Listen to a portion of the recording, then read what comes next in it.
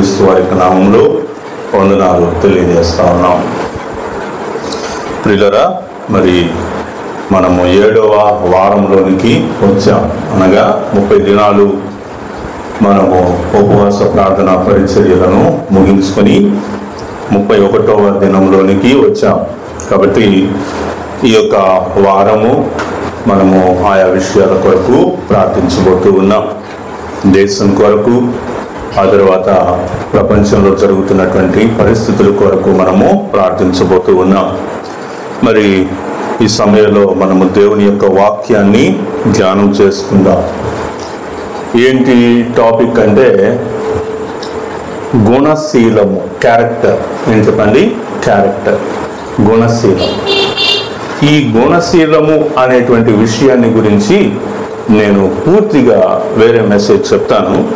అయితే ఈ దినం మాత్రం క్రైస్తవుని గుణశీలానికి పునాది క్రీస్తు శిలువ. క్రైస్తవుని గుణశీలానికి, the character of a Christian is based on the cross of a Calvary. క్రీస్తు ప్రభు వారి యొక్క శిలువ ఏం తెలియజేస్తుందంటే ఒక క్రైస్తవుని యొక్క గుణశీలాన్ని, క్రీస్తు ప్రభు వారి యొక్క గుణశీలము, క్రీస్తు ప్రభు వారి యొక్క క్యారెక్టర్ అనేటువంటిది దేనిలో నుంచి బయటపడింది అంటే, దేని నుంచి బయటపడింది అంటే ఆయన యొక్క శిలువ ద్వారా బయటపడింది. ఏంటి క్రీస్తు ప్రభు వారి యొక్క క్యారెక్టర్ ఏంటి అని యూదులను అడిగితే, ఆయన దేవాలయాన్ని పడగొట్టి 3 రోజుల్లో మళ్ళీ కడతానని చెప్పాడు. ఏంటి క్రీస్తు ప్రభు వారి యొక్క క్యారెక్టర్ ఏంటి అని శాస్త్రుని పరిశీలన అడిగితే వాళ్ళు ఏం చెప్పారు? ఆయన్ని ఎలాగ చంపుదామా అని చెప్పేసి ప్లాన్ చేస్తూ వచ్చారు. ఆయన ధర్మశాస్త్రాన్ని అతిక్రమించాడని ఆయన మీద నేరం మోపారు. ఆ తర్వాత విశ్రాంతి దినమున చేయకూడనటువంటి కార్యాలు చేశారు అని అభిప్రాయపడ్డారు. వాళ్ళందరూ కూడా ఆ విధంగా చెప్తూ వచ్చారు. పాపాత్మురాలైనటువంటి స్త్రీ యేసుక్రీస్తు ప్రభు వారి యొక్క గుణశీలాన్ని గురించి ఏం చెప్పింది? దయ్యాలు పట్టినటువంటి స్త్రీ మరి క్రీస్తు ప్రభు వారిని గురించి ఏం చెప్పింది? ఆ తర్వాత యాకోబు బావి దగ్గర ఉన్నటువంటి స్త్రీ క్రీస్తు ప్రభు గురించి ఏమని చెప్పింది? గెరాసేన దేశంలో ఉన్నటువంటి సేనా దయ్యం నుంచి విడిపింపబడినటువంటి వ్యక్తి ప్రభువుని గురించి ఏమన్నాడు? కాబట్టి ఇక్కడ క్రీస్తు ప్రభు వారి యొక్క గుణశీలం అనేటువంటి విషయాన్ని అర్థం చేసుకునేటువంటి వ్యక్తులకు అర్థమవుతుంది అన్నమాట. క్రీస్తు ప్రభు వారి యొక్క గుణశీలాన్ని మనం చూసేదాన్ని బట్టి అర్థం చేసుకుంటారు. ఒక్కొక్కళ్ళు ప్రభు వారిని ఒక్కొక్కలాగా చూశారు, ఒక్కొక్కళ్ళు ప్రభు వారిని ఒక్కొక్కలాగా అర్థం చేసుకున్నారు. క్రీస్తు ప్రభు వారిని అర్థం చేసుకున్న విధానాన్ని బట్టి ఆయన యొక్క క్యారెక్టర్ అనేటువంటిది బయటపడింది అన్నమాట. క్రీస్తు ప్రభు వారి యొక్క గుణశీలం, ఆయన యొక్క క్యారెక్టర్ ఏంటి అనే విషయాన్ని మనం ఆలోచిస్తూ ఈ సాయంకాలం వేళ క్రీస్తు ప్రభు వారి యొక్క క్యారెక్టర్ అనేటువంటిది సర్వలోకానికి దేని ద్వారా బయటపడింది? ఆయన శిలువ ద్వారా, ఆయన శిలువ మరణము ద్వారా, ఆయన తగ్గించుకున్నటువంటి విషయము ద్వారా ఆయన యొక్క క్యారెక్టర్ అనేటువంటిది బయటపడింది అన్నమాట. కాబట్టి నా క్యారెక్టర్ ఏంటి, నీ క్యారెక్టర్ ఏంటి, మన క్యారెక్టర్ ఏంటి అని మనం ఒకళ్ళ గురించి ఒకళ్ళు మనం ఆలోచించుకుంటూ ఉండటం వల్ల మరి కొన్ని విషయాలు బయటపడతా ఉంటాయి. ఒక్కొక్కళ్ళ గురించి ఒక్కొక్క విషయం అనేటువంటిది బయటపడతా ఉంటుంది అన్నమాట. కాబట్టి ఈ దినం మనము క్రీస్తు ప్రభు వారి యొక్క గుణ లక్షణాలను గురించి, ఆయన యొక్క క్యారెక్టర్ గురించి మనము నేర్చుకుందాం. ఆయన యొక్క గుణశీలాల గురించినటువంటి విషయాలను మనం నేర్చుకునేటప్పుడు ప్రాముఖ్యంగా ఒక 6 విషయాలను మనము చూడాలి. ప్రాముఖ్యంగా నేనేం చెప్తున్నానంటే క్యారెక్టర్, గుణశీలము అనేటువంటిది ఒక బ్రిడ్జి అనుకోండి. క్యారెక్టర్ అనేటువంటిది ఏమనుకుంటారు? ఒక బ్రిడ్జి నిలబడాలంటే బ్రిడ్జి కింద ఏముండాలి? పిల్లర్స్ ఉండాలి. పిల్లర్స్ లేకుండా బ్రిడ్జి నిలబడిద్దా? నిలబడదు, కూలిపోదు. కాబట్టి మన యొక్క గుణశీలం అనేటువంటిది, మన యొక్క క్యారెక్టర్ అనేటువంటిది దేని మీద ఆధారపడి ఉంది అనే విషయాలు మనం అర్థం చేసుకోగలిగితే మన క్యారెక్టర్ మంచిదా కాదా అని అర్థం చేసుకోవచ్చు అన్నమాట. ఈరోజు నేను క్రీస్తు ప్రభు వారి యొక్క క్యారెక్టర్ గురించి నేను మీకు చెప్పబోతున్నా. నేను వాక్యంలో ఉండే మరెవరి క్యారెక్టర్స్ గురించి చెప్పట్లా, మరెవరి గుణాల గురించి చెప్పట్లా. ఈరోజు నేను ఏ గుణం గురించి చెప్తున్నాను? క్రీస్తు ప్రభు వారి యొక్క గుణశీలతను గురించినటువంటి విషయాలు మనం ఆలోచించినప్పుడు, క్రీస్తు ప్రభు వారి యొక్క క్యారెక్టర్ అనేటువంటి దేని మీద ఆధారపడి ఉంది అనేటువంటి చూసినప్పుడు 6 విషయాల మీద ఆధారపడి ఉన్నది. మన యొక్క విషయాన్ని బట్టి 6 విషయాలని చెప్తున్నాను, కానీ ఆయన గుణశీలాన్ని గురించి మనుషులు ఎవరు వర్ణించలేరు. అంత గొప్పది క్రీస్తు ప్రభు వారి యొక్క గుణశీలత. అయితే మనం ఆయన నుంచి ఈ యొక్క అంటే ఈరోజు మనము 31వ దినము 40 దినాల ఉపవాస ప్రార్థన పరిచర్యల్లో 31వ దినమున మనం చేరి వచ్చి ఉన్నాం కనుక, మరి ఈ దినము క్రీస్తు ప్రభు వారి యొక్క గుణశీలం అనేటువంటి విషయాన్ని నేర్చుకునే క్రమంలో మనం ఏమి అర్థం చేసుకోవాలి అంటే అవుట్పుట్ ఏంటి? ఈ మెసేజ్ యొక్క అవుట్పుట్ ఏంటంటే ఆయన యొక్క సిలువ, ఆయన యొక్క సిలువ, ఆయన యొక్క సిలువే ఆయన యొక్క క్యారెక్టర్. అందుకే మనం చర్చి మీద సిలువ గుర్తు పెడతాం. ఇదే కాదు, ఈ ప్రపంచంలో ఏ చర్చి అయినా కానీ దాని మీద సిలువ గుర్తు పెట్టడానికి కారణం ఏంటంటే ఇది క్రీస్తు ప్రభు వారి యొక్క గుణము, ఆయన యొక్క క్యారెక్టర్ ఇది, ఆయన యొక్క గుణశీలత క్రీస్తు ప్రభు వారి యొక్క సిలువలో వెల్లడి చేయబడింది. ఈ ప్రపంచంలో ఎట్టి మనుషుడైనా, ఎట్టి విశ్వాసి అయినా, ఎలాంటి వాడైనా సిలువను చూసినప్పుడు సిలువలో క్రీస్తు ప్రభు వారిని గమనించగలుగుతాడు. ఏంటి సిలువ? ఏంటి సిలువ అంటే పాపుల కొరకు క్రీస్తు ప్రభు వారు బలి చేయబడినటువంటి సిలువ. ఎవరు పాపి? ఎవరు పాపి? హృదయంలో దోషం కలిగిన వాళ్ళందరూ పాపులే. దోషం అంటే ఏంటి?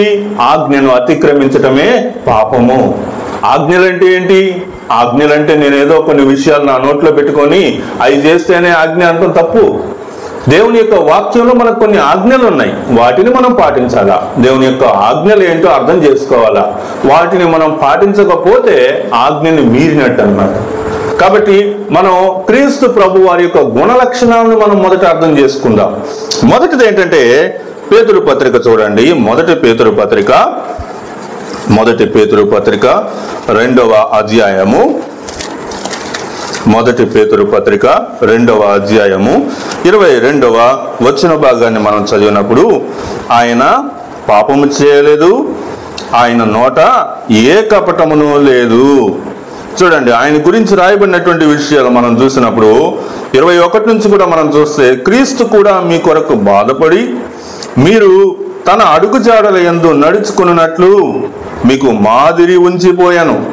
ఆయన పాపము చేయలేదు, ఆయన నోటను ఏ కపటమును కనబడలేదు. ఆయన దూషింపబడి బదులు దూషింపలేదు. ఆయన శ్రమ పట్టబడి బెదిరింపక న్యాయముగా తీర్పు తీర్చు దేవునికి తను తాను అప్పగించుకొనెను. న్యాయముగా తీర్పు తీర్చు దేవుడు, న్యాయముగా తీర్పు తీర్చు దేవుడు. ఈ భూలోకంలో నువ్వు ఎవరి దగ్గరికి వెళ్ళినా తీర్పు నీకు కరెక్ట్గా రాదు. నీవు అనుకున్నది కూడా తీర్పు కాదు. కొన్నిసార్లు నేను అనుకున్నది రైట్ అనుకోవచ్చు, నేను అనుకున్నది రైట్ అని నాకు అనిపించింది, కానీ దేవుని యొక్క న్యాయస్థానంలో దేవుని ఎదుట నా యొక్క విషయాన్ని, ప్రభువా నా సమస్య ఇది అని ప్రభు ఎదుట ఉంచినప్పుడు ఆయన పరిశీలిస్తాడు. ఆయన ఏం చేస్తాడు? ఆయన చక్కగా తీర్పు తీరుస్తాడు. న్యాయముగా తీర్పు తీర్చేటువంటిది ప్రభు. నువ్వు చేసే పనికి నీకు న్యాయం చేయాలా, అన్యాయం చేయాలా, ఎంతవరకు చేస్తే నీకు న్యాయం, ఎంతవరకు చేయకపోతే అన్యాయం అనే విషయాలు, నీతి న్యాయాలు అనేటువంటివి ప్రభువుకు తెలుసు. మనుషులు మనం ఏదేదో చేయాలనుకుంటాం, ఏదేదో సాధించాలనుకుంటాం, ఏదేదో మనం అనుకుంటా ఉంటాం. అవన్నీ అనవసరం, వేస్ట్. అవన్నీ అనవసరం. దేవుడు తలుచుకున్నాడా, దేవుడు దిగాడా, ఇంకా మనుషులు ఎవరు బతకరు. మనుషుల వల్ల అవ్వదు. మనం ఏదో చేద్దామని అనుకోవచ్చు, మనం ఏదో సాధిద్దామని అనుకోవచ్చు. అది దేవుని చిత్తం అయి ఉండాలి, అది దేవుని నీతి న్యాయం అయి ఉండాలి. అందుకని మనం ప్రార్థన చేసేటప్పుడు ఏమని ప్రార్థన చేయాలో తెలుసా? ఏమని ప్రార్థన చేయలేదంటే ఎలా చేయాలి అంటే, న్యాయముగా తీర్పు తీర్చు దేవునికి. ప్రభువా, నువ్వు మాత్రమే న్యాయంగా తీర్పు తీరుస్తావు, నువ్వు మాత్రమే నీతి న్యాయాలు కలిగినటువంటి వాడవు. కాబట్టి నీతి న్యాయాలు అనేటువంటి దేవుని యొక్క గుణ లక్షణాలు, క్రీస్తు ప్రభు వారి యొక్క గుణ లక్షణం మనకు ఆ విధంగా కనిపిస్తా ఉంది సహోదరులారా. కాబట్టి మనం ఆ విషయాన్ని గమనించాలి. దేవుని యొక్క గుణ లక్షణాలు ఏంటి? ఆయన యొక్క మరి క్యారెక్టర్ ఏంటి అని మనం ఆలోచిస్తే మొదటిది ఏంటి, ఆయన యొక్క క్యారెక్టర్లో యథార్థత మనకు కనిపిస్తా ఉంది. నీతి న్యాయాన్ని అనుసరించడం అనేటువంటిది ఏంటి చెప్పండి, యథార్థత. ఏంటి చెప్పండి, యథార్థత.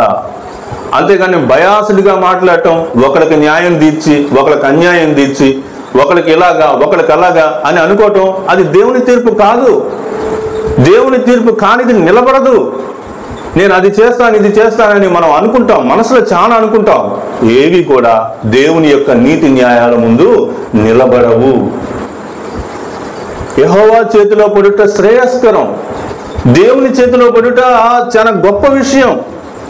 దేవుడి నీతి న్యాయాన్ని తేలిస్తే మనం ఎవరు ఉంటాం ఇక్కడ ఈ భూలోకంలో? అయ్యా నేను పాపం చేయలేదు ప్రభు అని ప్రభు నేను నిలబడితే నా యొక్క మాట గెలుస్తుందా? అస్సలు గెలవదు. ప్రభువా ఈ స్త్రీని తీసుకొచ్చాం, వ్యభిచారం చేస్తా ఉంటే తీసుకొచ్చాం, మోషే ధర్మశాస్త్రం ప్రకారం ఏముంది, రాళ్లతో కొట్టి చంపమనుంది, నువ్వేం చెప్తావు అని అడిగితే అక్కడ ప్రభువుని వాళ్ళు ఏం చెప్పారంటే, ప్రభువుని వాళ్ళు ఏం చెప్పారు, అటు ఇటు మాట్లాడితేనే ధర్మశాస్త్రం కాదన్నాడు అని చెప్పాలని, ఇటువైపు ఆమెను ఏం చేయొద్దు అంటే వ్యభిచారాన్ని ప్రోత్సహించాడని అటు ఇటు మధ్యలో పెట్టాలని ట్రై చేశారు. శాస్త్ర పరిచయాలు ఎప్పుడు కూడా ప్రభు వారిని అట్లా మధ్యలో నిలబెట్టడానికి ప్రయత్నం చేస్తూ వచ్చారు.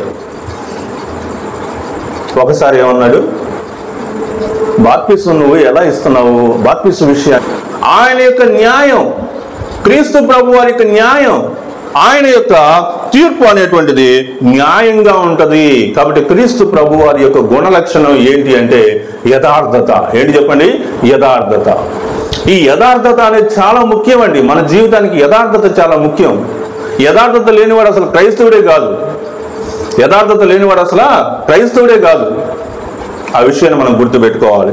రెండో విషయం చూద్దాం, చూడండి. క్రీస్తు ప్రభు వారి యొక్క గుణశీలాన్ని, ఆయన యొక్క క్యారెక్టర్ అనేటువంటిది ఏ విషయాల మీద నిలబడి ఉంది అనేది చూస్తున్నప్పుడు మొదటి పిల్లర్ ఏంటంటే యథార్థత. మొదటి పిల్లర్ ఏంటి చెప్పండి, యథార్థత.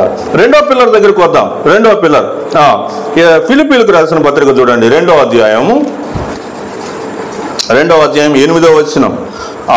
మరియు ఆయన ఆకారమందు మనుషుడిగా కనబడి మరణం పొందినంతగా, అనగా శిలువ మరణం పొందినంతగా విధేయత చూపిన వాడై తన్ను తాను తగ్గించుకొనెను.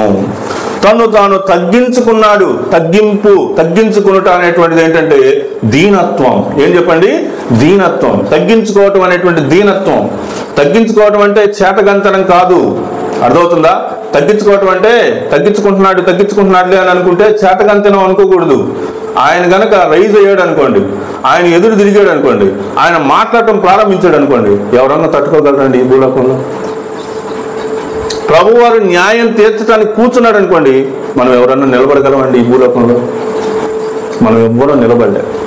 సిలువ ఎదుట నన్ను నేను పరిశీలించుకున్నప్పుడు, సిలువ ఎదుట క్రీస్తు ప్రభు వారు చేసిన త్యాగం ఎదుట నన్ను నేను ప్రశ్నించుకున్నప్పుడు నేనేం పనికొస్తానండి? నా మాటలు ఏం పనికొస్తాయి? నా యొక్క జీవితం ఏం పనికొస్తుంది? మంటితోటి సమానమా, దుమ్ము ధూళితోటి సమానమా? వాడిపోయినటువంటి గడ్డి తీసి మంటలో పడేస్తారే, పనికి రానటువంటిది అంటారే, దాంతో సమానం మనం. అంతే.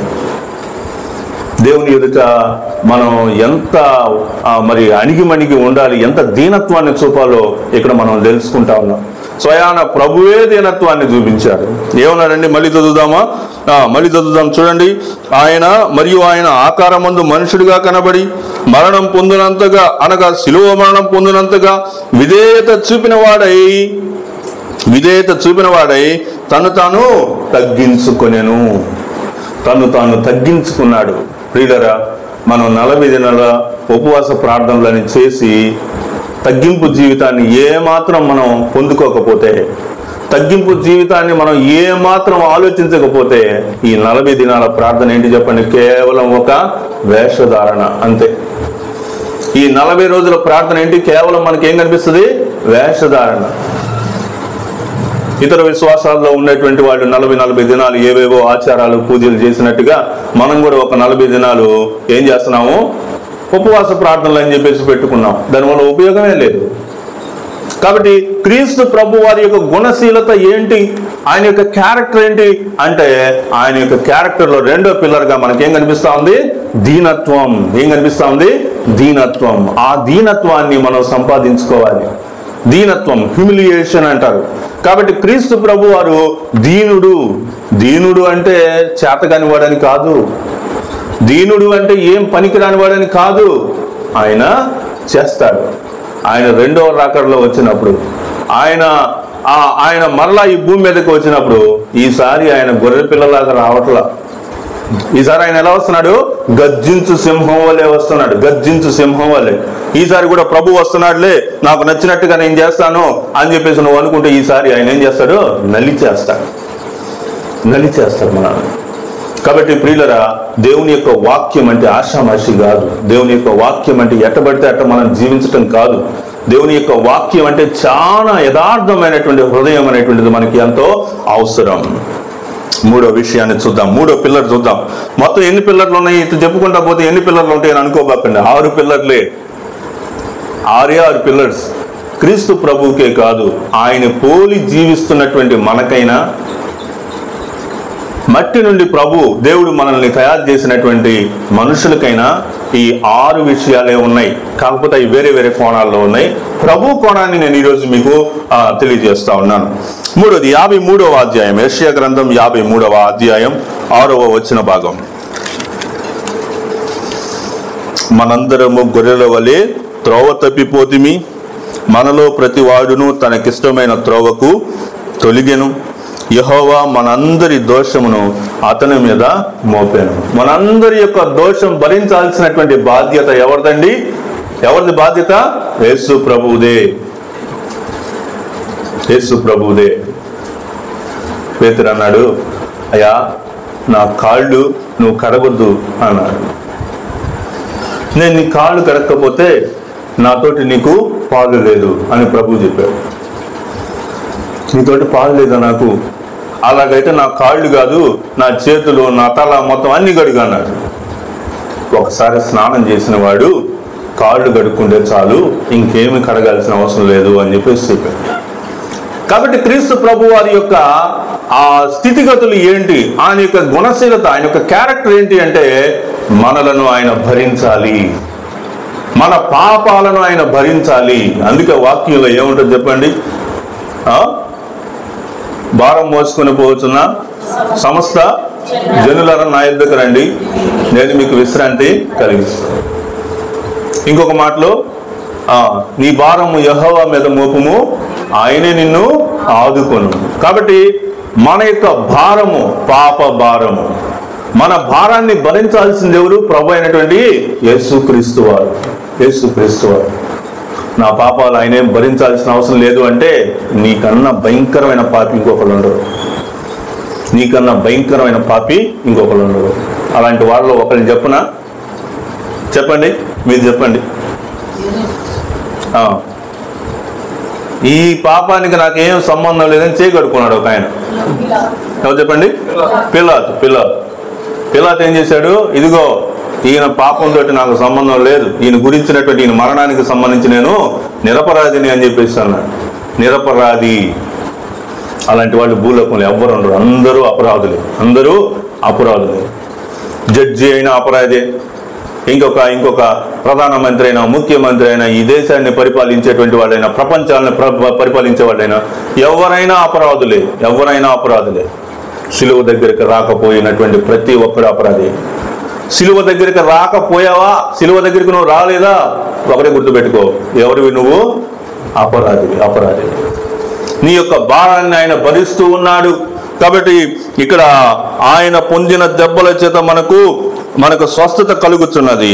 కింద మనం చూస్తా ఉన్నాం, యెహోవా మనందరి దోషమును ఆయన మీద మోపెను. కాబట్టి అది ఆయన యొక్క బాధ్యత అన్నమాట. దేవుడు, తండ్రి అయినటువంటి దేవుడు కుమారుడైనటువంటి ప్రభువు మీద ఆ బాధ్యత పెట్టాడు. ఏం చేశాడు ఆయన? మనం ముందుకు వచ్చి చదివితే 53లోనే చివరిలో ఉంటుంది చూడండి. అతన్ని నలుగొట్టుటకు యెహోవాకు ఇష్టమాయను, ఆయన తన్ను తానే అపరాధ పరిహారార్థ బలి చేయగా అతని సంతానము చూచును. అతడు తనకు కలిగిన వేదనను చూచి తృప్తి నందును. దేవుడు క్రీస్తు ప్రభు వారు భారం భరిస్తూ ఉంటే, ఆ పెయిన్ అంతా భరిస్తూ ఉంటే ఆయన చూసి దేవుడు చూసి ఏం చేస్తున్నాడు? తృప్తి చెందుతా ఉన్నాడు. మంచిది, ఓకే, నాకు ఇప్పుడు సంతోషంగా ఉంది. దేన్ని బట్టి సంతోషంగా ఉంది? జనుల యొక్క భారాన్ని భరిస్తా ఉన్నాడు. వధించబడినటువంటి గొర్రె పిల్లగా మనకి ప్రకటన గ్రంథంలో ప్రభు వారు కనిపిస్తా ఉన్నారు. కాబట్టి మొదటి పిల్లర్ ఏంటి చెప్పండి అమ్మా? మొదటి పిల్లర్ ఏంటి? దేవుని యొక్క ప్రభు యొక్క గుణశీలతను గురించి చెప్పడానికి మొదటి పిల్లర్ ఏంటి? యథార్థత. రెండవ పిల్లర్ ఏంటి? దీనత్వం. మూడో పిల్లర్ ఏంటి? బాధ్యత. మూడో పిల్లర్ ఏంటి చెప్పండి? బాధ్యత. నాలుగో పిల్లర్ చూద్దాం. లూకాసు వార్త చూడండి. లూకాసు వార్త 23వ అధ్యాయం. లూకాసు వార్త 23వ అధ్యాయం 24వ వచనం చూడండి. కాగా వారు అడిగినట్టే జరగవలనని వారి కేకలే గెలిచాను.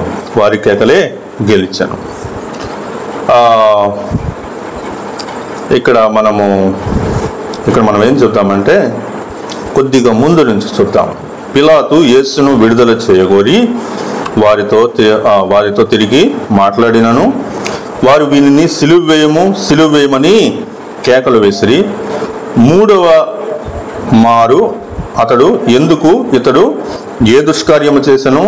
ఇతని యందు మరణమునకు తగిన నేరమేమియో నాకు అగపడలేదు గనుక ఇతన్ని శిక్షించి విడుదల చేతునని వారితో చెప్పాను.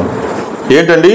ఆయన యొక్క కరుణా వాత్సల్యతలో నుంచి మనం ఏం చూస్తున్నామంటే, ఈయన యందు మరణమునకు తగిన నేరమేమియో నాకు కనబడలేదు. కాబట్టి ఆయన క్రీస్తు ప్రభు వారు మరి మనం ఇక్కడ చూసినటువంటి విషయాన్ని బట్టి మనకేం తెలుస్తా ఉందంటే, ఆయన యొక్క కరుణ అనేటువంటిది మనకు కనిపిస్తా ఉంది. వీళ్ళందరూ నీ మీద ఇన్ని నేరాలు మోపుతున్నారు కదా, నువ్వేం మాట్లాడవా? నీ గురించి ఏం మాట్లాడవా అని అన్నప్పుడు క్రీస్తు ప్రభు వారు మౌనంగా ఉండటం వెనుక ఏం కనిపిస్తుందంటే, ప్రజలందరి యొక్క దోషాన్ని ఆయన భరించాలి కనుక అందరి ఎడల ఆయన కరుణ చూపినటువంటి వానిగా మనకు కనిపిస్తాడన్నమాట క్రీస్తు ప్రభు వారు. కరుణ అనేటువంటి విషయాన్ని మనము అర్థం చేసుకోవాలి. తర్వాత యోహాను సువార్త 17:4 చూద్దాం. 5వ పిల్లర్ దగ్గరికి వస్తా ఉన్నాం. యోహాను సువార్త 17వ అధ్యాయము 4వ వచన భాగాన్ని మనం చూస్తా ఉన్నాం. చేయుటకు నీవు నాకు ఇచ్చిన పని నేను సంపూర్ణముగా నెరవేర్చి భూమి మీద నిన్ను, దేవుడు ఏ పని అయితే ప్రభు వారికి ఇచ్చాడో, అంటే సకల జనుల యొక్క పాపాల నిమిత్తము పాపాలను భరించాల్సినటువంటి ఆ పని దేవుడు ప్రభు అయినటువంటి క్రీస్తు ప్రభు వారు మోపినటువంటి విషయాన్ని బట్టి ఆయన సంపూర్తి చేశాను అని చెప్తున్నాడు. ఇది ఏంటంటే విశ్వాస్యత అన్నమాట. అర్థమైందా? దేవుని మీద విశ్వాసం ఉంచడం అనేటువంటి విషయం మనకి అర్థమవుతా ఉంది. దేవుడి చెప్పిన మాటను వినటం, ఆయన యొక్క మాటకు లోబడటం, ఆ మాటను బట్టి మనం ప్రవర్తించడం అనేటువంటిది ఏం తెలియజేస్తా ఉంది? ఆయన యొక్క విశ్వాస్యతను మనకు కనపరుస్తూ ఉంది. హెబ్రీయులకు రాసిన పత్రిక చివరి పిల్లర్ చూద్దాం. 6వ పిల్లరు. హెబ్రీయులకు రాసిన పత్రిక 12వ అధ్యాయం 2-3 వచనాలు చూద్దాం. మొదటి నుంచి చూద్దాము. మొదటి నుంచి 2 నుంచి 2వ వచనము. సరే. ఇంత గొప్ప సాక్షి సమూహము మేఘం వలె మనలను ఆవరించి ఉన్నందున మనము కూడా ప్రతి భారమును సులువుగా చుక్కులబెట్టు పాపములను విడిచిపెట్టి విశ్వాసమునకు కర్తయు దాన్ని కొనసాగించువాడునైన యేసు వైపు చూచుచు మన ఎదుట ఉంచబడిన పందెములో ఓపికతో పరిగెత్తుదాము. ఆయన తన యందు ఉంచబడిన ఆనందము కొరకైనటువంటి అవమానమును నిర్లక్ష్యపెట్టి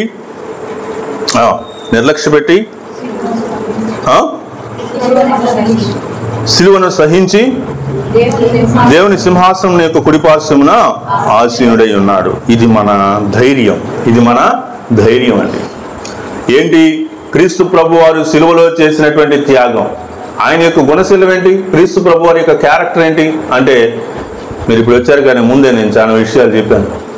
ఏంటి ఆయన యొక్క గుణశీలం అంటే, ఒక్కొక్కరికి ఒక్కోలా కనిపించింది. ప్రభు వారు ఒక్కొక్కరికి ఒక్కోలా కనిపించారు. పిలాతుకి ప్రభు ఎలా కనిపిస్తున్నాడు? ఈయన యందు నాకు ఏ దోషం కనిపించలేదు. ఈయన చూపులో కానీ, ఆలోచనలో కానీ, ఆయన యొక్క బిహేవియర్లో కానీ, మాట తీరులో కానీ ఏమీ కనిపించలేదు. కాబట్టి మీకు కావాలంటే శిక్ష విధించి వదిలేస్తానని చెప్పేసి చెప్తా ఉన్నాడు.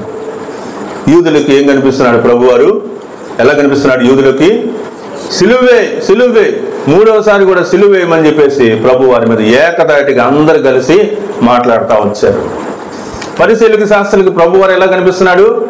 ధర్మశాస్త్రానికి విరోధమైనటువంటి వానిగా, దేవుని కుమారుడు అని చెప్పుకున్నటువంటి వానిగా, మరి ఆ విధంగా వాళ్ళకి కనిపిస్తా ఉన్నాడు. మరి నిజంగా హృదయంలో మార్పు వచ్చిన వాళ్ళకి ఆయన దైవ కుమారుడిగా, పాపాలు భరించినటువంటి వానిగా కనిపిస్తున్నాడు. యోహాను యేసు ప్రభు వారిని చూసి ఏమంటున్నాడు?